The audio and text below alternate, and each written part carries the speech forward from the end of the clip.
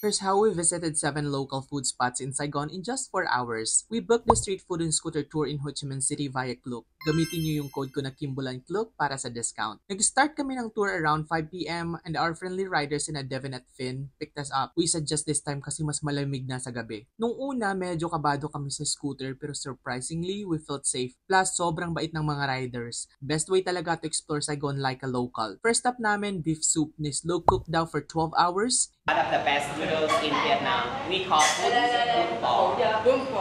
Dito na din namin na-meet yung ibang kasama namin sa tour. Grabe, sobrang rich at flavorful ng broth. Kailangan pa naming pigilan ng sarili namin na ubusin lahat. May isang vegetarian sa group and they had a separate option for her. Very considerate, di ba? Next, banana sticky rice naman. Perfect yung balance ng rice, banana at sauce. Kailangan sabay-sabay mo siyang kagatin. Then, pumunta kami sa isang residential area sa Ben Thanh, isang compound ng 4-story apartment buildings. Walang elevator, so paano sila umaakyat? Syempre, scooters pa rin. After that seafood meal naman, super chill ng lead tour guide namin kasi lagi siyang sumasama sa amin para ikwento ang history ng dish at lugar. Every stop, may natutunan kami. Syempre, hindi mawawala ang Vietnamese pizza na gawa sa rice paper, may pa-beer din. Tapos stopover kami sa may banh mi, mas maliit siya at mas mura compared din sa unang natikman namin. Pero grabe pa rin yung flavor. Nung dumating kami sa night market, sobrang daming street food options. Kaunti lang yung tourists, super local feel. May spring rolls, grilled oysters with quail eggs, at crispy banana crackers pa. Itong tour na to, perfect combo ng food, fun at learning about Vietnam. Super recommended.